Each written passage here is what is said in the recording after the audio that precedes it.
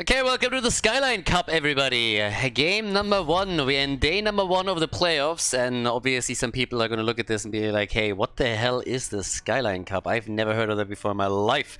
And, well, that doesn't really surprise me. So the Skyline Cup is a tournament that is hosted on the Asian server, and we have it organized by, to my knowledge, one of the Taiwanese casters here. So they have their own Chinese stream going on. There's a lot of Taiwanese players in the tournament, a couple of Chinese players as well. And I would not be surprised if the occasional Korean player snuck in here too. But the tournament in total runs roughly $4,000 of prize money. They asked me if I would also cast some of the games, and I obviously happily said yes. So this tournament is going to take place over the next couple of weeks. They started with 2 groups, and in the first group we had the blue team, YYSD. They took first place, and they're now going up against the 4th place out of group number 2, which was Team Ugly Gary. Now, there's a little bit of a problem with some of the translations as well. So I looked at Wikipedia, for example, for some of the team names. And Wikipedia has the team name of the red team listed a little bit differently. I think they call him Ugly Side Carry is the name that is listed there. But my contact on the Taiwanese side gave me that particular team name. So, I mean, the man is involved in the organization of the tournament himself. So he must know. If he doesn't know, then I don't know who does. So, Ugly Gary it is. Some of those team names are, by the way, absolutely fantastic, and they are hilarious. Too busy to eat and too fat to do something else. It's like, I can't remember half of them, but we're going to go through some of those as the tournament progresses. Now, as we're heading into the first map of the best of 5 here, we got Vala Band out and also Leoric. Obviously, we're coming just back from the Heroes International, where we had Korea, North America, and also Europe show their skills. Now we have some of the Taiwanese and Chinese players showcase theirs. And in an ideal world, we would have another international tournament in 2023. Maybe then also with some of the Chinese, Taiwanese players participating in that tournament. But we are starting things off here on Infernal Shrines. Map number 1, the best of 5, with a Dehaka pick. Okay, so already some Globus in the action. And with Dehaka, you have your AoE that you can chip in on the main shrine then as well. But it's going to be interesting to see what kind of meta choices we're going to get from them. Especially the Asian meta in general was always like very different, but especially when you're then looking towards Chinese players, they were normally way more aggressive than a lot of the Western teams were. So definitely something to check out here. We get Hogger for the dong dong dong dong dong around the objective, and we get Lucio. Also, again, it took roughly a year or 2, but we actually have some Khaldor merch now. So this has been something that on Twitch people have been harassing me for quite a long time and always saying like, hey, we need some t-shirts, we need some mugs, and I kind of dodged that all the time. But I want to give a special shout out to Resto Mary, who was very relentless in her approach around that topic. And yeah, she finally succeeded, so we put a shop up. If you're watching this on YouTube, I will put a link into the video description where you can check it out as well. But for everybody that wanted to have, being it either a Khaldor mug or like some Brightwing or Fruit Fly merch, not Brightwing, Fruit Fly merch, there's now something that you can check out. So yeah. And again, if it's well received, then we're going to add more collections and different things in the future. But for now, there's just a couple there. So for everybody that was wondering about that in the past, there's now going to be a link there. But yeah, so we got Jana and we got Tychus. There's a lot of AoE right from the get-go for Ugly Gary. I mean, if you call your team Ugly Gary, then one of 2 things has to be the case. Either you have a guy that is playing on the team that's incredibly ugly and is called Gary, which I kind of doubt a little bit, since these are all Taiwanese or Chinese players, so I doubt that they're going to be named Gary. But it could also be that someone is going to play Nazebo here and gets Gary the Gargantuan into the mix, which I wouldn't mind, but then I have to ask myself immediately, why do they call Gary ugly? He's a beautiful soul and should be treated as such. So, yeah, beauty is always in the eye of the beholder, but yeah.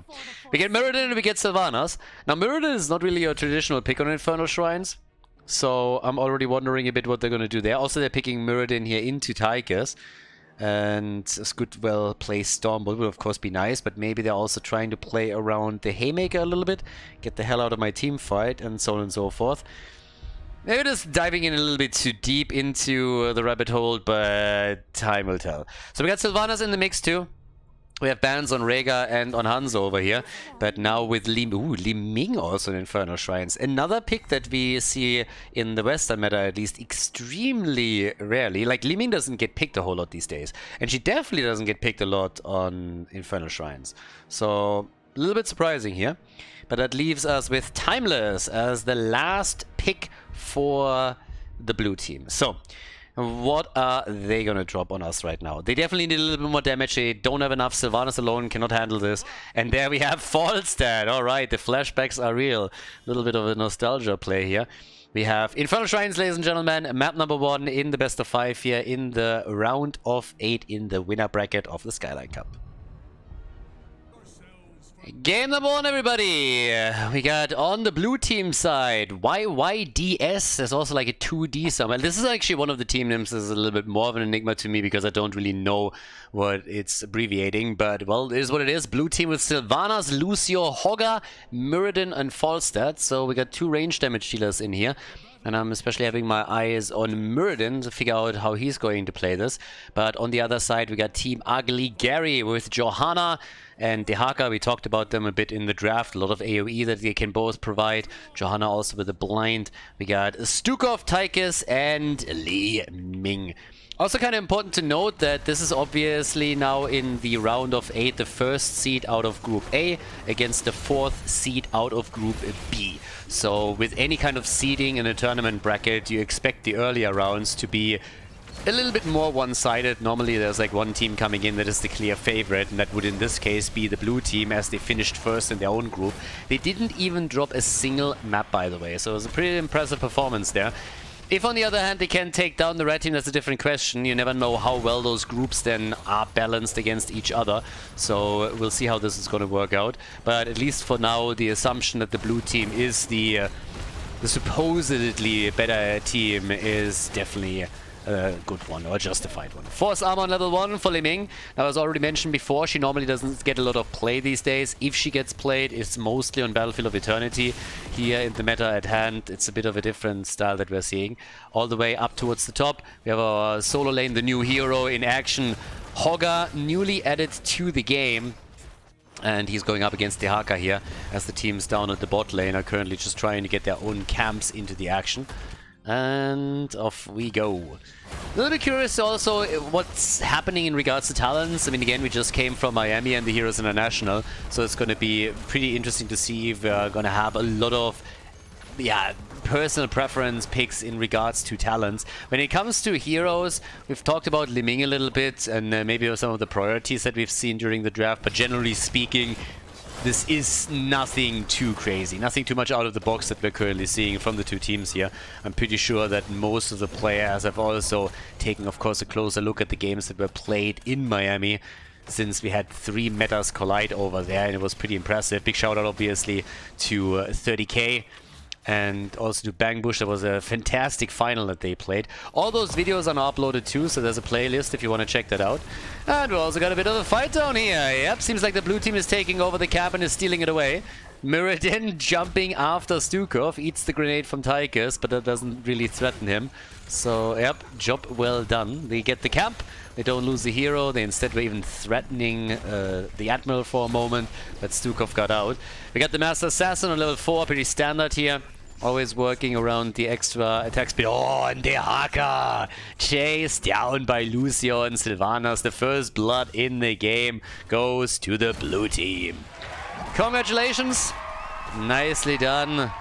Well-deserved round of applause here for the blue team. So they get the first kill, but the first objective is now also popping up.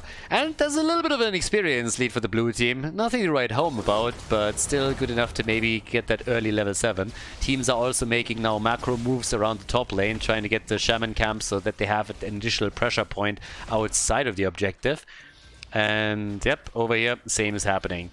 So with this little push, Dehaka could now play, of course, a big role. Could try and defend and then move down and help the team out. But Falstad does a global on the other side, so he's going to try and do the exact same thing. Mr. Timeless X over here is going to make his move on that. Level 7 is in. And while Dehaka is trying to zone Falstad out a little bit, Hogger is already doing the pogging. Has to stop that though, and we got now level 7 talents available for them. They also have the lead on the objective. Li Ming with the Calamity after going into Dominance as the level 4 talent, trying to get those additional, that additional hit point through the takedowns, through the kills. But let's see what they can actually do in this one. The Haka's coming in, but he's a little bit late to the party. It's already 33 stacks for the blue team. Oh, Hoga nearly getting murdered there. Nice drag, and Muradin, look at that, he's down. Muradin gets killed, so does Sylvanas. 2 taken down as Ugly Gary is opening this up wide for the red team. Now, Timeless is also a bit in trouble. He might actually die here, as Li Ming is now also trying to get the hit, and he should fall. Unless he gets the cooldown back right now. Falstad is toast, he's dead. Mortar Punisher is at least claimed by the blue team, but they paid dearly for this one. That was well done by the red team. If they would have been there a little bit earlier even, they could maybe have gotten the Punisher, but either way, it was a quite costly objective for the blue team that cost them 3 heroes, and that's obviously more than annoying, especially since the defense is so much easier at this point for the red team. They also had their Haka move towards the top side pretty much instantly, trying to get some damage in, and he was able to threaten the wall. Muradin trying to prevent the worst from happening, but it still led to structural damage that happened here.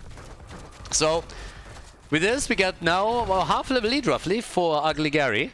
And that's not too bad. I mean, if you can maybe get your early level 10 and then try and push for, let's say, the top wall or something else that could help you.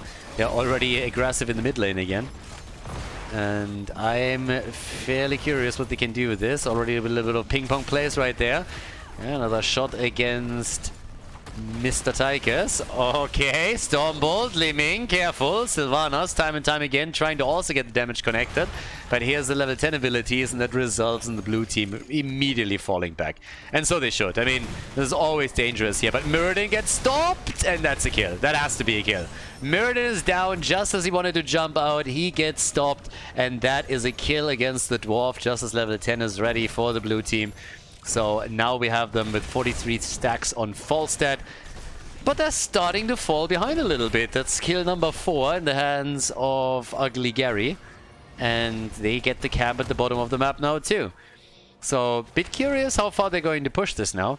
Muradin, by the way, going into the avatar, so no shenanigans here. We got the Hoarder pulled for Hoga, so he can jump in deep, but up at the top, oh, what a mount! So epic and rare. Beautiful, I gotta say. But yeah, with Hoga riding into battle apparently in style, we now have the bot lane moves coming from YYDS. They're coming in here with Timeless again. Has to gust and might still fall. Blessed Shield ready in 1, but a bit too late. But regardless, well done, and he might die. I mean, yep, there's the Blessed Shield, and that was a Blessed Shield kill. They get 1 kill, they get 2 kills, and guys, that is a rude awakening here for the blue team. Maybe they're not the favorites after all. Finished first in their group, but they're definitely struggling here, as you can see. A little bit of look-see at the last one. I mean, check this out. Blessed Shield kill against Falstad. First the zoning here, and then bam! Displacement from Li Ming, Blessed Shield takes him down, and after that they take Lucio apart as well. So that's an easy double kill right there, 6 kills to 1. And so much momentum now all of a sudden for the red team. They're doing a great job on this first map. Now this is obviously a best of 5, so map isn't even over yet, but early game momentum could definitely help you. And if it translates into another objective, I mean, even better. There's a bit of a problem since they're not taking their camp just yet, but they still have another 12 seconds left, so there should be plenty of time. The level 13 is something that's probably more of a concern for the blue team. They don't want to go up against an opponent that runs a talent advantage over them. But that is pretty much the reality that they're going to face, at least at the early stages. So Jojo is already dealing topside with the camp. Blue team was attempting to be a little bit sneaky over here, but they should really make a move now. The red team has a big opportunity to pull ahead. And in the meantime, we have a play at the bot lane with the 2 heroes that can push this very aggressively. And that's mad value now for the boys in blue. I actually like how they played this. So they got big value now. They're going to lose the objective, or at least they should, unless a miracle happens over here. But already taking one of forts down is big. That is definitely big. That really helps you to get some lane control.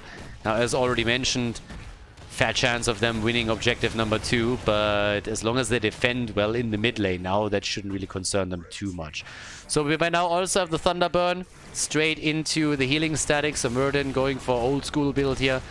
And the bait over the wall is not triggered yet. Finally, there's some vision granted, but the gate is already down, so they could technically try and follow up here. Haven't made a move on that yet. Hogar's coming in. The wall has been destroyed. I don't really think they can take the fort down. Maybe. I mean, the Hogar's coming in from behind, is trying to hit the drag, can't, but there's the jump, the stun, and even with Falstad's Gust, this got a bit dicey here. The blue team is not out of this yet, especially since a lot of their heroes are super low. Wailing arrow from Sylvanas, the Hawker, the essence! And there's the jump. Oh, Sylv nearly dying. The fort is down. He couldn't get a kill, but they at least destroyed the fort. And that obviously is already a big play right now. So, as the dust settles, each team has lost one of their forts. We have still a 5-kill lead for Ugly Gary. And, yeah, they're doing pretty well. I mean, it's a 1-level lead that they currently hold over the blue team. And again, this blue team has been undefeated in their group stage. So once again, they're struggling to try and take the camp here. Red team moves in and steals it away.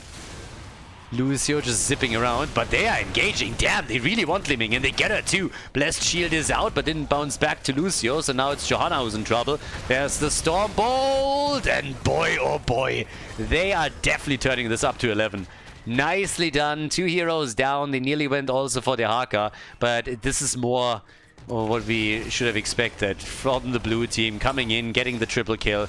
And, well, closing the gap in experience. Just a few seconds ago, we had Ugly Gary ahead by an entire level. But now they're falling behind, and this Sylvanas pressure that we've seen at the bot lane is now also happening in the middle of the map as they're trying to take another one down here. So yeah, you gotta give them some credit for this. They're really attempting to push this as best as they can. And right now, things are looking fairly good. Alright, so what else are we getting here? We get camps at on the left side this time. So they're trying to also take those down real quickly, get a bit more pressure on the bot lane where catapults already are a problem. So that's already a thing. And up at the top, I mean, look at the Haka. He can't really do anything here. So he has to fall back too. Falset is trying to push his lane out as best he can. And yeah, this is... Did I actually say that the camp is moving in the bot lane? Mid lane, of course. Sorry, my bad. I mean, they would love to get the bot lane camp too, but that has already been taken earlier. So nothing they can currently accomplish around that. But as it stands, the next fight should happen with level 16 talents on both sides. And most likely a 5 versus 5. Consider it, unless of course they get an isolated kill here. Hoga, nice! Look at Li Ming, completely caught at the wrong side of all of this. Yeah, that is definitely something that Sign didn't expect here. But now it's Stukov who's in trouble. He's fully isolated at the top and has no chance of survival. So he's down. And not only is that a hero eliminated, they also baited out tons and tons of cooldowns. So the blue team on a massive winning spree here. They're looking fantastic. And they're trying to get the frontliner too. Jojo is dead. Lucio somehow survived with barely any hit points left. That's 2 kills. Make it 3, baby. Even Sylvanas surviving. And Li Ming is gonna make kill number 4.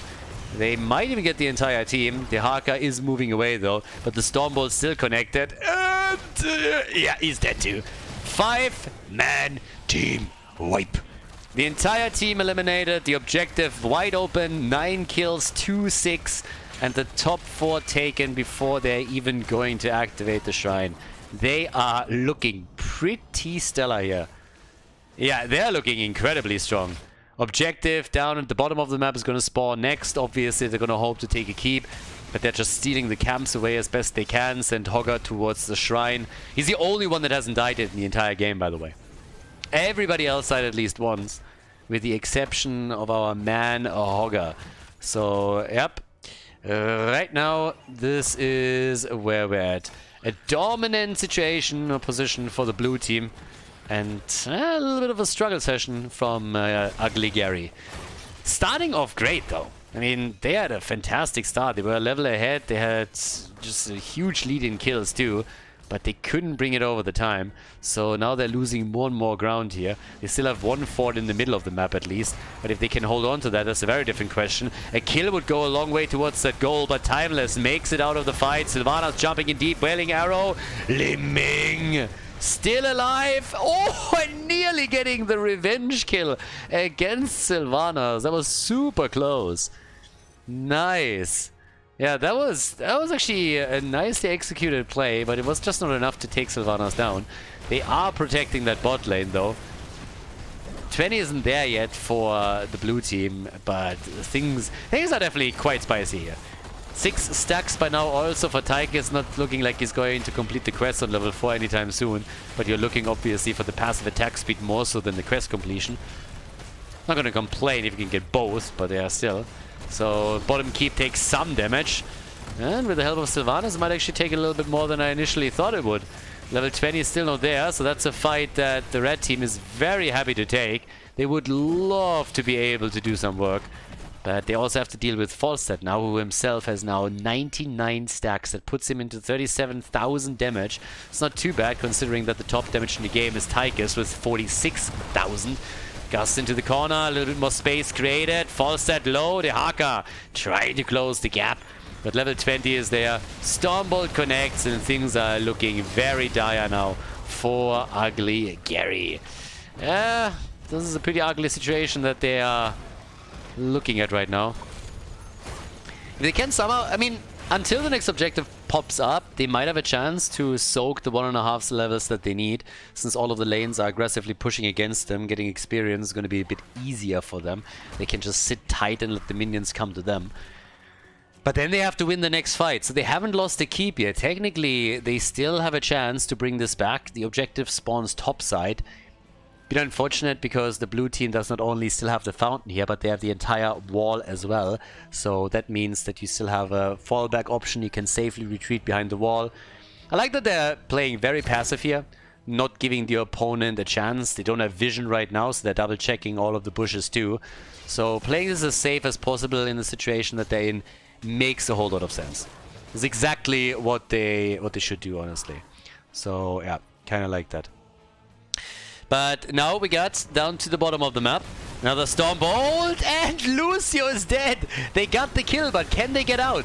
The Haka is low, but he is able to escape. Nicely done. Alright, so far so good. Ah, another hit. They're trying to get the kills right now, but yeah, I kind of like what they're currently doing with this. Getting that kill was super important. Now having level 20 available for themselves is of course another huge step into the right direction. If they can follow up on that kill and stagger a few deaths, that would be the dream. Especially since the objective is supposedly popping up soon. But they also need to deal with the bot lane, and that is honestly the Haka's job. He should be the one to move there. It's not happening just yet. Making another move here for Hogger. But the Haka needs to make a run for this. If he doesn't do that, then they are going to be in trouble. So yeah, they take the camp, they take the catapult, and now it's the top lane. Now Lucio's back in 8 seconds, so they're going to be back in force for the objective. But that makes the next fight pretty interesting. It's a bit of a do-or-die situation too. There's always a chance that the blue team is going to try and make a play, maybe for the bot lane keep. Could technically even try to go for the core. They also have falls that they can fly in, so yeah. But yeah, let's see what they're gonna do with this. We got it's a trap! The Chinese bush meta, everybody! It's back! But this time nobody is falling into that trap.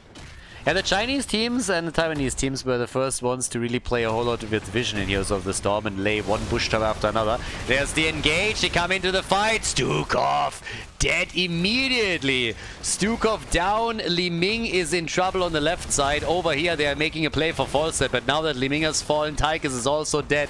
They're getting a kill on Falstad at least, but that might be too little too late, as the Haka and Johanna, the two frontline heroes, are the only ones that still remain. And yeah, that is pretty brutal now. That was the one last hope, I believe, that Ugly Gary had, and I think it was just taken away from them. Now with Sylvanas still in the mix, they should start to attack the top keep and take it down a notch. It's only frontliners that are still here, so with the minion wave they could, without problems, pushing in now. Yeah, it would shock me if that keep doesn't take some damage now. And some damage is all that's needed here. I mean, you don't really need to do a whole lot. If anything, I'm surprised that they're not more aggressively trying to go for the keep while Hogger takes the cap. But here it is. Okay, so get some damage in. You don't need to take the entire thing down, but while you're playing a 5 or 4 versus 2, you might as well, you know, damage it a little bit, and then you have a guaranteed keep drop once that the Punisher is there. Especially since Falstad can fly in and help you out. And talking about the birdie, he's sitting at 120 stacks. So getting very nice damage out with 50,000. He's currently the fourth highest damage dealer in the game. Li Ming taking spot number 3. My bad. But yep. So here we go. Starting to make the move towards the top. Off we go. Falstad also flying in. Alright, alright. In comes Odin. The keep is about to go down, but he's on the core. You want to try and go for the core, lock in that 1-0 in the best of 5, and we'll see if they can actually make that play. But the Punisher is burned down very quickly, so Ugly Gary is not giving up. He might not be a beauty, he might not be pleasant to look at, but he is putting up a fight. I mean, he also does not shy away from fighting ugly here, or fighting dirty, so off we go. 12 kills to 8. The keep is gone. Interestingly enough, it nearly cost them the 4 down at the bottom of the map. I'm actually pretty sure that this is going to be taken very soon. So yeah, we'll see. Timeless still doing his thing as well. Coming in, making a bit of a move on this one. They are obviously hoping to take some of the structures down, but by now we're 20 minutes into the game and now the engage is happening. Muradin with the Avatar, they're trying to go for Stukov. The Admiral in trouble. Tyke is the first one to fall. The StarCraft boys not looking good here. Li Ming with a kill. At least Sylvanas is down. And maybe with some resets and another Calamity kill, Sign can turn the fight around, but it's looking tricky, especially now that Stukov has also fallen. Still attempting to turn it around here. Another volley shot, but Dehaka is dead. And that makes Jojo and Li Ming the only survivor, and scratch that because that's the end of Jojo. Li Ming is the only one still alive here, and now another keep will fall. Time and time again, the red team claws their way back into it, but then we have the blue team just spiking during the team fights, forcing an engage, and that's the second keep that's gone. Li Ming, the only survivor, the core already under attack, and it's 15 additional seconds before Tychus is back on the map. This is not looking good for Ugly Gary, especially now that Li Ming is dying. She's dead. Nice Stormbolt, well done by Muradin. And that's all she wrote. Game number 1 goes to the blue team, everybody. Even the Gust coming out from Falstad to secure the victory. And that is a 1-0 lead in the best of 5 for YYDS. GG and well played. Before we head into game number 2, make sure that you subscribe to the channel if you haven't done it yet so you don't miss out on any future content here on Khaldor TV. Okay, game number 2. Towers of Doom is the map, everybody. YYSD is in the lead in the best of 5, so they were the favorite heading into this match. But I gotta admit that Ugly Gary is fighting back pretty respectably. They've done very well on the first map, and for a long time I honestly thought that they would be the one to win the game here. But towards the late game, the blue team just a little bit superior. So now we got a chance for the red team to bring this back. First pick and first ban goes over to them, which means that the blue team has chosen the map here. We are on Towers of Doom as our second map in the best of 5. And a quick reminder, this is a Taiwanese tournament. We have Taiwanese and Chinese players in this one and teams. We are currently in the round of 8, a double elimination system. And all of the matches, to my knowledge, are best of 5. Grand final might be a bit of a exception, so I'm not quite sure if we're running a best of 7 there, but everything else seems to be best of 5s. I have my contact over on the Taiwanese side, one of the organizers that is feeding me information and also translating a lot of the team names to me. So I'm just following his lead on that one. But it's cool to just see some of the Asian meta here. So yeah, very happy to see that here now. even though I gotta say that, especially when it comes to the picks of the heroes, it didn't really differentiate too much from what we've seen at the Heroes International, for example. But still kind of cool to see how this is going to pan out. Now, round 1, you would always expect those games to be a little bit more one-sided, since this is obviously all seeded matches. So there was a group stage that was played out first with 2 groups, and the blue team was first seed in their group without dropping a single map. Whereas Ugly Gary, the red team, they came in 4th in Group B. So those two are now facing off against each other, making the blue team the favorite for this series. If that is going to lead to a 3-0 victory or to a victory at all, that's a completely different question. At least map number 1 already hinted that it's not as clean cut as that. Red team was fighting back pretty nastily for long periods of time. So now the question if they can maybe lock in a W for themselves at some point. But we get Blaze and we get Brightwing as the opening picks for the blue team now, whereas Lucio is of course a huge asset to have on Towers of Doom. With the Haka eliminated, you can make an argument for Falstad. I mean, globals on this map are always kind of nice. But there's Jojo and we get Hanzo. Alright.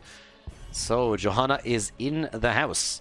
Now, technically speaking, Brightwing is a global as well.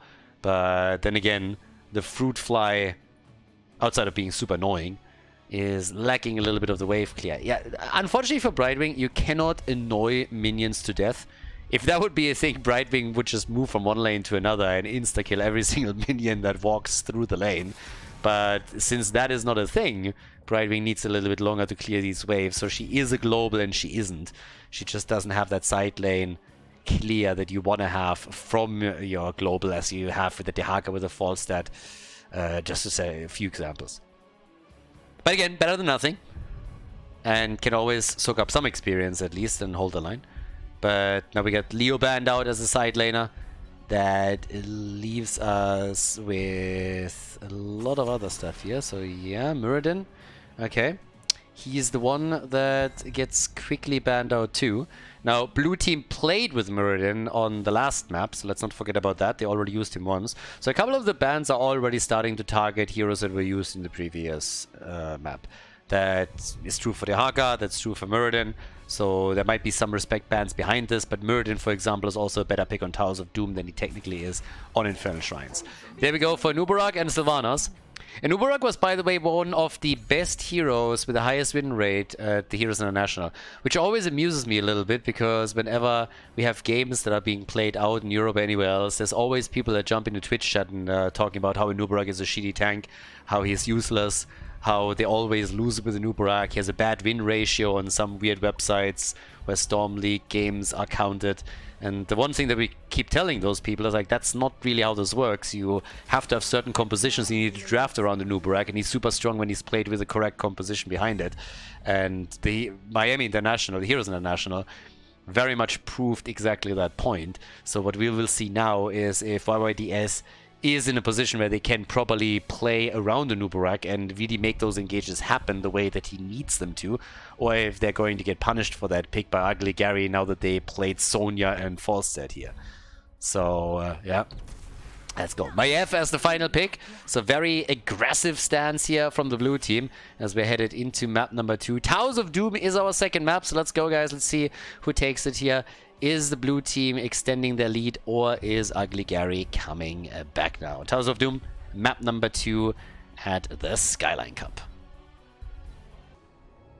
Game number 2, Towers of Doom, everyone. We got Sylvanas, Brightwing, Blaze, Maiev, and a Nubarak right now. Whereas on the red team side, we got Falster, Jojo, Lucius, Sonya, and Hanzo. The team's hyper-aggressive right from the get-go in the middle of the map as they're going for the 5v5, trying to see if the team can get first blood here. Right at the start of the game, and Timeless, look at that! Damn, they're getting Hanzo! Hanzo got murdered! Soy boy down! Nice tether from Maiev, and then the follow-up with the damage from Sylvanas. Nicely done, absolutely loving it.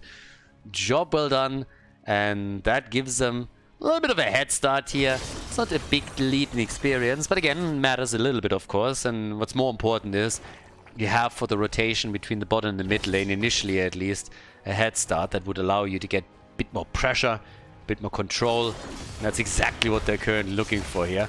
So yeah, nicely done. But either way, with all of that, we got Sonya with a furious blow here. So heading straight into the slam build. And is already slamming away heavily against Blaze up at the top. And doesn't seem like Blaze likes that too much. 1 minute mark has passed, meaning that the pumpkin camps have arrived. So off we go. One taken over towards the right side. We now have an invade even happening, so they're apparently not happy with one of the camps. They're going for the double, and they have a 5-man down here that makes it very dangerous for the red team. They have Sonya still at the top. The camp is taken. Can they get another kill? It looks like they can. They might get 2 here. Hanzo is dead again. More dead than alive at this point, and they get also the kill on Johanna. That was pretty impressive. I honestly thought that she would get away, but nope, she dies and so does Falstad. Damn, son. They are opening this up with an absolute bang. That was pretty insane. 4 kills to 0. I mean, look at this. So first they got Hanzo and Jojo, and then Falstad gets also chased down, as you can see here. Tries to escape and then gets murdered on the last second. That allows them to get a mad amount of momentum at the bot lane, where they are now going for even more kills. Like, what the hell? They're taking Hanzo down. Hanzo, I mean, I'm not even joking anymore. Hanzo is spending more time in the Nexus than he's spending on the map. That's getting insane. 5 kills to 0, and 3 of them are against the Soy Boy. Yeah, he should be a little bit less preoccupied with what temperature his soy latte has, and maybe go to the gym a little bit more, because that boy sure doesn't bench. I mean, he is skipping leg day for sure. He's trying to jump out of the fights time and time again. It's just not working out for him. So without a single kill on the board, Ugly Gary is looking at a very ugly future. They are losing Lucio. All of these Overwatch heroes are currently getting farmed. It's crazy. It's absolutely bonkers. It's a triple altar phase right now, and we have them losing at least 2 out of those 3. There's no way that the red team is looking in more than 1. Even 1 is a big success for them, all things considered. I would be a little bit more concerned about their bottom bell tower, to be absolutely honest with you. It is getting incredible. I'm honestly a little bit speechless here. They got just slapped around hard the entire time. I mean, 1 hit after another. If anything, that I'm more surprised that the gap in experience isn't bigger than what we're seeing right now. But it just doesn't stop. Can't stop, won't stop. Kill after kill. And Hanzo is dead again. This is getting ridiculous. This is getting absolutely ridiculous. Hanzo died once again. He's down for the 4th time now. Yeah, they basically came in and just told him, you can stick that bow where the sun doesn't shine, my friend. So Hanzo, I mean, we always knew that he had a stick up his ass, but that is just putting it to a completely different level. He's getting farmed here. Right now, he is an oversized minion, and that is about it. I mean, I've seen a couple of these archers in the minion waves that survived longer than he did. So that is a problem and a half. And a 1 level lead by now for YYDS. And yeah, this is getting nasty. I mean, again, late game is obviously everything that matters on this map, so you can always turn it around. But if you're falling behind this heavily, this early, then you know that you're in for a rough ride. Recovering from that position is going to be incredibly difficult, and I honestly don't know if Ugly Gary has it in him. 7 kills to 1, more than a 1 level lead. Double altar is now popping up, and just look at this. They're getting hunted, they're getting farmed, they're getting attacked over and over again. Yeah, there's maybe a counter kill. Yes, finally. Now Sonya is most likely gonna die too, but I call Worth here. Falstad is dead. They took Sylvanas down and it only cost them 4 heroes. I still call Worth, at least he got a kill.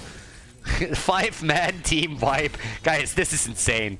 We questioned in game number 1 if the blue team was able to win this series, and we talked a bit about how they're supposed to be the favorites, and they couldn't really show that on Infernal Shrines, but boy are they showing up on map number 2. That is getting ridiculous. I mean, double altar channel now, level 10 is in, 12 kills to 1, and they are just not stopping. At some point you gotta ask yourself, do you just stay at the Nexus and let them end the game? If there was a surrender button in this game, then there would be a vote taking place right now. That's just one of those games where you might just have to say, alright, GG, let's go next. But, okay, they're gonna keep in it, they're gonna keep fighting, and well, as they should. We've seen crazy comebacks. Yeah, we've seen a couple on Towers of Doom, especially at the Heroes International in Miami. But that is a position where if you want to recover, you have to really dig deep. There's a bell tower lost, level 10 abilities are there. Disc is out, misses, but the attack against Hanzo nearly cost him his life again. Now, thankfully for Ugly Gary, they're going to get their level 10 here, so maybe that's the time to fight back. But boy, are they in trouble. Now the shots are being delivered by the Pumpkins. That's another 3 points off the core, drops them down to 21. Falling Sword, Leap, and the Meme Strike. I mean, they're going all in on this one. They're going all in on the action, but immediately Falling Sword gets forced. They're trying for Hanzo kill again. No Meme Strike just yet, but they're still fighting. Now what YYDS obviously has to do is they gotta be very, very careful that they're not getting too cocky. This is one of the things that especially Washed Up in the past has suffered from a little bit. All of Masquerade's teams, to be honest. I mean, not to call somebody out here. But yeah, if you're having a very good early game, then oftentimes you just feel absolutely invincible. You get a little bit too cocky, take a fight or two that you maybe shouldn't. And that can very quickly lead to you losing your momentum. So as long as they're playing disciplined and continuing it from here on out, as they did throughout the entire early game, the blue team should have a very, very good, very, very good outlook here onto another victory. But if they get a bit too cocky and take some risky fights, then that would be the chance that Ugly Gary needs to get back into this one. We got 16 points against 36, so a pretty significant lead here. Talent advantage is also in play for the blue team. And we have them, of course, with a massive advantage in kills. They're 11 kills ahead right now. But the red team is looking for an opportunity to slowly bring this back. So yeah, they're gonna try. There's the disc though, the birdie, false stat, maybe in trouble here. They're going for the bird, and he gets out. Falster gets out, at least for now. I'm not sure if my F is gonna be so lucky, but Lucio definitely isn't, so he's dead. And the blue team is able to move out of the fight without losing a single hero, making this 13 kills, 2-1. And double altar phase coming up next. Maybe even the boss could be taken.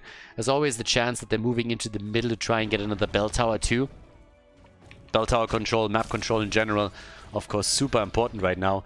And they are focusing on the pumpkin camps now too, so that they have a chance to maybe relieve the red team of a few more points on their core.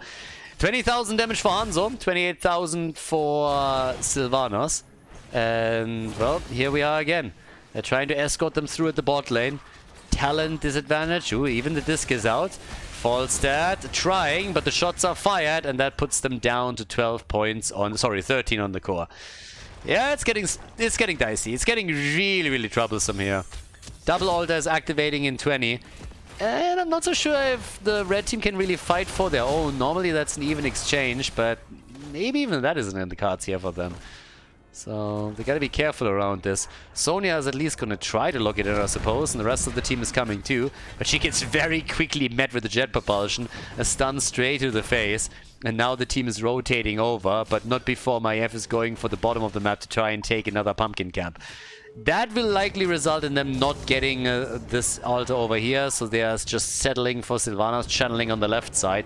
So 5 shots are going to be fired. That puts them down into the single digits, of course. So 33 points, 2-8, and more pumpkins on the way. A desperate attempt by Ugly Gary to retake that bell tower, but the defense is there. Nubarak is a bit caught though. He's caught off guard here, and they're trying to save him. Brightwing is now coming in too, but that might have cost him a bit too much on the position. Ult from Hanzo, zoning them, but not doing a lot of damage. Still a 4 versus 4, and they are holding on to that bell tower, so the blue team still maintaining that position they're in, and they are about to hit another talent lead over Ugly Gary as level 16 approaches. That fight was one of the few that the red team got with even talents, but now they're again trailing behind in the talent department. That also gives us the epicenter over here for Anubarak. Yeah, and of course also the wheel for the Forsaken, so it's another problem when you're going up against Sylvanas and trying to get the kill there. It makes her a lot more resilient whenever these stuns are about to connect. But Brightwing surviving! Brightwing surviving, and Lucio and Falstad nearly falling as the disconnects beautifully with Hanzo. The stun is not there though. Good gust from Falstad, but boy are they in trouble. Still 2 levels behind, and it is a triple altar phase, meaning you get 2 of the 3 and you win the game if you are YYDS. So yeah, they are looking stellar in this game. They're looking very, very good here. Now we currently have 30,000 damage for Hanzo. They obviously have to fight. I mean, I don't really know how they want to fight this one. Probably going to try and battle for the top 2. At the bottom of the map, Brightwing can take this easily. And by the way, this plus a single altar is also going to end the game. This is nearly a checkmate position that we're talking about right now. They have to invade on the left side, which is what they're doing. Oh, and the tactical pause. 3-2-3 moment in the game, everybody. Ooh. That is spicy. That's in a checkmate position. Now, just to reiterate that real quickly again, this is 3 pumpkins right here. Brightwing is about to finish the channel at the bottom of the map. In total, that's 8 points, meaning they would win the game if all of the pumpkins connect. And while that happens, Falstad is going to try and channel, but they also have to make sure that the blue team doesn't get this one. So they will have to split eventually. At some point, Falstad has to fly down and deal with this, because this is going to end the game, and that's a given. So this is an incredibly difficult position to be in for Ugly Gary. And yeah, in mid lane, I mean, not even talking about this bell tower potentially also about to be taken. Not even talking about the boss that could be claimed if a team fight is won by the blue team. But there are so many positions right now that Ugly Gary has to cover. The red team is in real trouble here. They only got a single kill in this entire game. That kill was against Sylvanas. Don't worry about it. She's been reported already for feeding. But look at Hanzo. 5 kills against him. That's just crazy.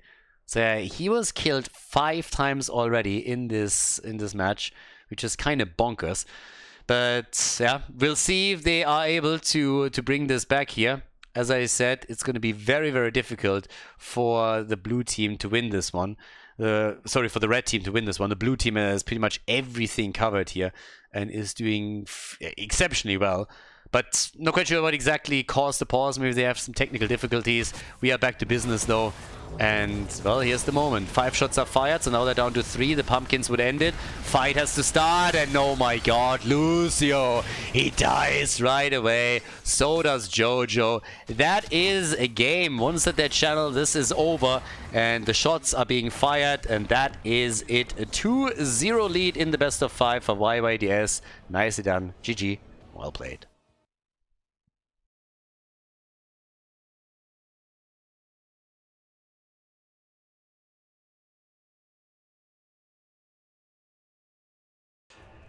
Aldrich Pass, we are heading into game number 3, everyone. So we got the third map, we got a 2-0 in favor of YYDS. And boy, oh boy, did they step it up on map number 2. That game did not work well for Ugly Gary at all. So, yeah. Which one was the fluke? Game 1 or game 2? We're going to find out now, I suppose. But boy, oh boy, did they get murdered. I mean, they got their asses kicked over there. Rumor has it that they have to play this game now standing because their butts got hurt so much that they can't sit down properly. What a joke. Alright, after that fantastic interlude over here. I should go in comedy, honestly. My stand-up would be amazing. People would laugh just because it's so sad. Now we got Lucio banned, and we have also the consistent ban against Vala that has already happened a couple of times. But at the same time now, Hogger eliminated. Still first pick, first ban for Ugly Gary. Dehaka also taken away. This is obviously Aldrich Pass. It's a big map, right? If you have Dehaka, then you have one global. Seems like the teams are pretty eager to play with globals in general. We've seen now Falstad pick twice already. And I have no real reason to doubt that he's going to be chosen here again. Now this is one of the bigger maps, and Aldrich can definitely do that. What I kind of want to see is that one of the teams picks a Nubarak, considering that they already showed that they're willing to play a Nubarak in the first place. And since all of the European fans here definitely know, you have a couple of little cheesy options with a Nubarak on Aldrich Pass. So if you pull a Masquerade and you go for one of the prisoner camps with a Nubarak alone, you spawn a couple of beetles, you can sneak that in and make your move there. And I would love for one of the teams to do exactly that. So, Sylvanas is taken. Chastity is picking Sylvanas. I mean, that sounds like a stripper name.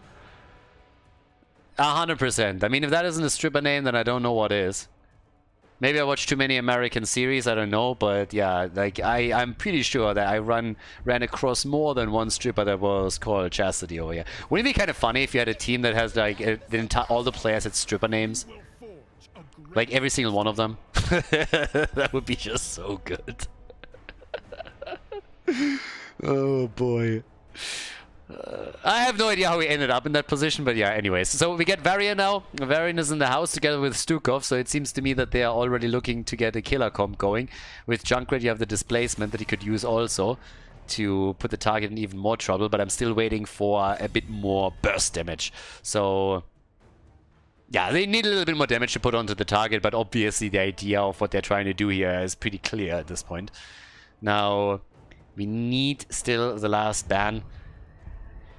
I would still be surprised if Falster doesn't make an appearance here, either as a pick or a ban. It isn't big map. Lucio's banned, Dehaka is banned. Try and get just rid of some of the macro tools that are available. They go and ban Anduin, that makes perfect sense too. Not only is Anduin a huge embarrassment to his daddy, but is also a great counter against Varian, so that makes perfect sense that he would try and ban Anduin out there. Spare Varian the pain of being consistently reminded throughout the game what an embarrassment his son is, but also make sure that Anduin just can't come in and go for the quick pull, and once that the taunt is in, save the target. So you kind of want to avoid both here. We get Brightwing and we got Jojo, so that's a pretty beefy front line. And you also have with Brightwing at least one good tool that can help you to shut down your opponent's chain by simply using the polymorph. I'm still waiting for my damage. I want a bit more damage. And of course we don't have a side laner for the red team either. Another thing that they still have to get here. So let's see what they're gonna look in. Come on boys, you can do it, I trust. Give me the burst, give me the side laner. Tacita and Rexa. Alright, talk about two heroes that I did definitely not have on my bingo card. So Tacita, again, I like it. And we also got Rexa, so Misha can go for a follow-up stun. Not too bad, I mean, I can see the logic behind it. But this is definitely starting to stray away a bit more from the meta that we're seeing in the West all that much. So here we are. Genji as the final pick. No false start after all in game number 3, but we got Genji and Brightwing, so you could go even for a Brightwing dive together with him. So with that, ladies and gentlemen, we're heading into game number 3, which could technically be the final map of this first series in the playoffs of the Skyline Cup. So let's go, everybody. All direct pass. Map number 3. 2-0, all direct pass, game number 3, the first match point for YYDS. We got Johanna, Genji, Blaze, Sylvanas and Brightwing for the blue team. Pretty well-rounded composition. They were incredibly successful in game number 2. Now they go up against the sniper combo with Ugly Gary running a Varian, Stukov, Rexa for the additional stun. We got Tacita and we got Junkrat. So it is definitely a draft that is obviously intending to snipe a target down. You want to go for Varian's taunt, then you come in with a follow-up on Stukov, a couple of stuns, and the damage should then drop the target quite quickly if you coordinate it well. And that has to be the goal right here. So we'll see if that is going to work out as they intend to. On level 1, we already got the static charge here for Tacita, so he's getting that in as we speak. And we are still in the round of 8, so we're on the winner bracket in the round of 8. The quarterfinals, one of these teams is going to drop down into the losers bracket, whereas the winner is going to advance. Already the walls are in there as well. The Donald would be proud. It's a beautiful wall. It's a great wall. It's a fantastic ball. Such a good ball. Everybody says so. But yeah, so down at the bottom of the map, talking about walls, that's one of those spots where a wall might actually be the demise of Blaze, but he's getting some help here since Jojo is coming in to assist Blaze, so good for them. So no kill happening just yet. We got them very aggressively rotating around. By the way, my hopes and dreams of getting an Anubarak here were also kind of quashed. So no chance of sneaking in one of those prisoner camps with a couple of beetles distracting those grunts. Topside, a lot of pressure against Rexa. So yeah, with Brightwing and Genji going up against him, this is a little bit annoying here, but they're doing what they can. And in the meantime, we have the the camps take. I mean, again, this is still one of the most important camps that you can possibly get on this map. You always want to get it. It's so powerful, and mid lane is suffering a lot if you don't take it every time that it appears. So whichever team is the most diligent around is gonna reap the rewards there. And something to incorporate for your own games as well. Oftentimes it's a little bit tricky, you know, to get the coordination going of a competitive team or mirror exactly what they are doing in your Storm League games. But being diligent around getting a single camp is something that can be emulated quite nicely in your own games too, and that's something you can definitely take with you from some of these games. So the taunt is in. Varian is going to do his thing and is going to annoy and piss some people off. Rexa deaded at the top lane. Timeless was able to take him out. He's been killing it today. His Maiev in game number 2 was fantastic, and even in the first game when he was playing false, that he did a great job. Now a good taunt and a kill. They're fighting back here. I like it. Ugly Gary. They got the taunt going against Johanna. And that was immediately a drop into the tower range, thanks to the assist from Junkrat, and then a kill. So as it stands, we got the Hunter-Gatherer on level 4 for Rexa, the man with the mask, all the way at the top. Yeah, Rexa coming in. Batman. Well, he has the mask for it at least. And here comes the combo! Stun, stun, stun, stun, stun, stun, silence, silence, silence, silence. But no damage and therefore no kill. They had all the tools here except for the damage, and instead it's now Genji who's trying to make a move for Rexa. And Timeless dies, but he gets the kill. So Genji is down, but so is Rexa. So they are really starting to exchange the pain here. And look at Brightwing. Brightwing's in trouble too. And the wall! What a great wall. It's such a good wall. And they made the blue team pay for it. They really made them pay for it. That's a double. Nice. So they get 2 kills. They get Brightwing and they get Jojo. Level 7 to level 6, 4 kills to 2. But yeah, they hurt them a lot over here. That was brutal. So yeah, we'll see. Okay, so with that, I mean, again, we have a little bit of momentum for the red team. I just don't know how much I can trust it.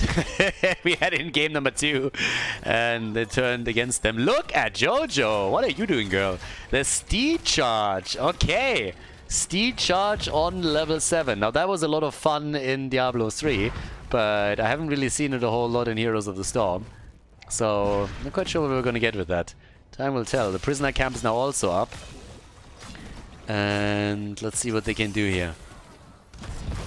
Yeah, Tacita is already looking to help with the setup. Timeless is poking over and over again. Genji is really being a bit of a pain, but he's also... he's playing a very risky game here too. Now, they get the kill on Tacita, so no more walls for now at least, but they are trying for the counter kill. Chastity over here is getting attacked. Yeah, needs to be a little bit careful. It's Rexa that falls as Genji is making another attempt on his life. And a successful one at that. That's 4 kills to 4. So the blue team is, as expected, delivering. They're bringing this back and they're going for another kill. This time they want to go for Varian. Just gotta be careful with Jojo going deep now too. And Varian is still alive. He should not go too deep here. And Genji, yeah, kind of misses this a little bit. He's still gonna die. Is he? Yeah, he is. What he needed was protection. A little bit of Nexus and Chill was missing there. So now it's 5 kills to 5. A bit of a lead on the objective. But yeah, I like it. They're very aggressive. We're only 5 minutes in and we have already 2 kills per minute. And it doesn't stop. They're going for bot lane attack again. Trying to go for Jojo. The wall is out. Johanna moving around it pretty quickly. Both teams aiming for level 10, of course, but it's a massive lead for YYDS on the first prisoner camp objective. If they can also claim an early level 10, that they might be able to get the first raiders here, or the first cavalry. The problem is that now Blaze is fully surrounded. No chance of him getting away, so that's a kill. And yeah, it's a back and forth battle between the two teams as Ugly Gary is taking the lead in experience and might also get another kill here. They're trying again for Brightwing. This time the Fruit Fly is able to get out. Both teams with level 10. We got the Archon in. Yeah, camp has been taken. They need to stop this one or it could be the Raiders for the red team. God, this is such a good third game, at least so far. kill after kill. They're fully guarding this right now. Somebody has to stop it, and it's Sylvanas. Gets interrupted again, but does her best to make sure that they are getting this after all. Yep, they're retaking. Oh, there's the move with the Dragon Blade for Rexa, and he's dead. Rexa down, Varian in trouble, the bunker is out, Varian is about to get murdered. That's 2 down, they're looking for 3, they're looking for 4, moving in to drop Junkrat, and they're not stopping there. Tacita is also deaded, and if they can kill Stukov, then it's a full 5-man wipe here. Genji jumps out, able to escape, and they really want Stukov, and they get Stukov.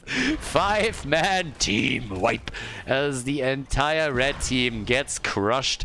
The objective, therefore, is a given. Sylvanas already rotating between the lanes to pressure these walls even further. Yep, they're taking the camp. They're gonna release the prisoners here, and already as we speak they're doing structural damage at the front wall of the top and the mid lane, and the fort at the bottom of the map has lost a couple of hit points too. So definitely a big blow against Ugly Gary and his boys. Yeah, this is gonna be a tough one. Coming back from this position, I mean, still doable. Depends a bit on how much value the first objective is now gonna give the blue team once that they're moving in with Sylvanas. This is going to tell us quite a bit. They're even going for the camp here. That mid lane push is going to hurt. And it's not even that. I mean, honestly, if you look at the experience right now, then it seems that level 13 isn't out of the question for that push. So a talent advantage together with a cavalry push, that's a big problem for the red team. Yeah, Ugly Gary is in trouble. 0 deaths on Sylvanas. She's the only survivor in this one. And, well, here she is, already assisting them, burning that minion wave down, but a nice defense on the cavalry. So the first one is already eliminated. And there's the taunt and the kill. Sylvanas, beautiful snipe. And now they're going for Brightwing, and Brightwing gets also murdered. Yeah, nicely done. So they are able to get 2 kills out of that situation. Varian is still fine here, as Timeless is hoping to get a counter kill, but I don't think that's going to happen anytime soon. Instead, it might even be a 3rd one for the red team. The wall! Oh, they get the kill! Jojo is dead. And so is Genji. Tacita with a perfect play here. That was incredibly well done. So they get the kill, and now they are... Well, Brightwing is coming in again, trying to save Blaze. That might work, but it might also result in Blaze dying and Brightwing dying. So Brightwing with the honorable Sudoku, if you ask me. That blink heal towards the end, barely able to save them. But this is how all of this started. This is the initial double kill. Look at that beautiful isolation on Sylvanas. And then Brightwing with the assisted, or with the attempt to assist. She's getting taken down. It's 11 kills to 10 now in total. Which is kind of ridiculous when you think about it. These two teams have now been eye-to-eye in kills over and over again. And down here, yes, the boss is going to be taken, but with vision already secured, it just means that Sylvanas and Brightwing in the middle of the map are going to get some value against the fort. Is they going to make up for the boss bot lane? Probably not, but they already destroyed 1 fort, so in experience the teams are very even. It's more about the structural damage at this point in time, and that's where YYDS is still ahead. Question is just by how much. Yeah, another wall, another follow-up, but it's Genji. Over and over again, Genji with those big dives into the backline and the big damage. Sylvanas is down, the Archon taking her apart, but after Stukov, Varian also died, and now it seems that the Archon is going to be obliterated too. Nicely done. It's such a weird one. And also bad news for Junkrat. They sniffed him out, so he wasn't able to hearth back here. Another big jump. He's trying to at least get some damage out of this one. But Junkrat dies too. 14 kills to 12. 26 kills in total. And they are getting the drop on... yeah, they're getting the easy drop on the boss. This is a wild one. This really is a wild one right now. They are all over the place during this game. Bot lane, top lane, mid lane, objective, boss or mercenary camp. It doesn't really matter. It's one attack after another. And the teams are looking for kill after kill.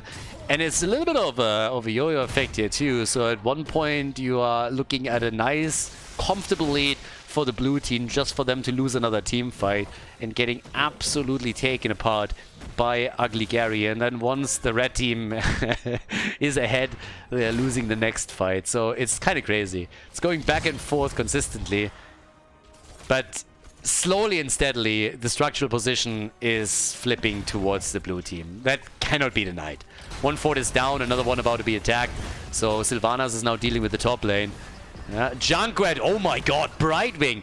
Junkrat down, and so is Stukov. Yeah, that could be where it slowly spirals out of control. That snowball is a little bit too much. Sylvanas has now taken the top fort apart, or is about to do that. So another fort has been claimed. The fight in the middle of the map is about to cost... No! Jojo's alive! Jojo is alive. Genji is attacking the backline again. He's trying to go for Tacita. Couldn't get the kill. They lost Blaze, but I call Worth. They got a fort for it instead. They got the fort, so they're looking great here. This is such a wild game, honestly. The amount of kills alone is ridiculous. We're at 29 kills. That's more than 2 kills per minute now. So, yeah, 2 forts are down. The objective is up again, and they are now moving into the mid lane to drop another fort, and they can do that with a very clean rotation. They have to be careful of Varian. There's the taunt. Oh, the Iron Skin is out, but Jojo, she needs some assistance, and everybody is pinging like crazy. Brightwing is trying, and for some reason Brightwing even surviving the initial onslaught, but then on the second attempt the red team is able to get the kill. The support is down, so is Sylvanas. They're diving a bit too deep for these structures, and they're paying the price now. It's 3 heroes that are getting murdered here. Well done. Yeah, these are just those weird moments when it just seems that the blue team is a little bit too cocky and too confident. This is a perfect example for it. Brightwing was the first one to fall, then Sylvanas gets dropped, and after that it's only Johanna that's left there. She can't do anything against all of these stuns that keep her at bay, and that allows not only the objective to be started, but also the boss to be attacked. Ugly Gary is trying to put a point onto the board. They're looking for the point on the board here, and they are getting closer. I mean, in the late game, these kills just mean so much more. If you have a couple of early game kills, then of course you can always neglect it a bit. But Jesus, Timeless is fucking crushing it. I have no other way of saying this, but he is fucking murdering them. Are you kidding me? Are you fucking kidding me? He's getting another kill, and they're taking the boss because of it. Timeless is absolutely slaughtering them. Genji is on a tear. Call him butter because he's on a roll. I mean, holy shit. He killed everybody. He killed fucking everybody. Hail to the king, baby. This is ridiculous. They took the boss. He got 2 kills initially, then they stole the boss away from them. Ugly Gary a little bit too greedy with their approach, trying to go for the objective and for the boss at the same time. It backfired massively. Timeless is just getting kill after kill. He's at 61,000 damage. It's brutal. First keep destroyed, and up at the top the boss is trying to make it an easy 2 for them. They also have level 20 abilities now. We have, Jesus, 37 kills in this game. This is fucking crazy. Completely going bonkers over here. Finally, also, Rexa is done with this quest. Just a little bit too late for it to have an impact, I would assume. Since this is very much looking like we might see a push for game. Now that the objective has been taken too, it just means that the cavalry is going to approach on the map again. And then good luck trying to save that game. Bot lane fort at least is about to fall, so that's a bit... I mean, if they get the kill here, maybe. And they... Oh, Brightwing! What a save! Nice! Beautiful play here. Saving Blaze, and now they can go for the core. It's already low. They should be able to take it down once the cavalry approaches. With 2 of the keeps gone, we'll make an immediate move for that. But it is incredible. Absolutely incredible what we're seeing here at times. What an entertaining game. That's such an entertaining start into this tournament. The playoffs, day number 1, they start up with a bang. It might be a 3-0 from the looks of it, but it was definitely a couple of super entertaining games here. So here's the move, the big right click. They're trying to go for a kill too, making it 22 kills. Junkrat is dead. The rest of the team is low and likely going to fall too. But yep, that is it. We're going to see Ugly Gary again in the losers bracket as YYDS moves on to the winner bracket semi-final of the Skyline Cup. GG.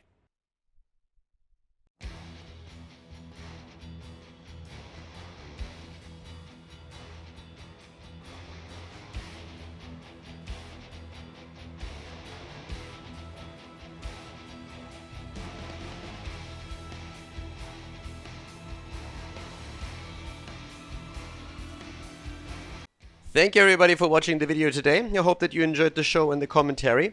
And keep in mind that the spoiler protection that is going to run for the rest of the video is made possible by all the support on patreon.com.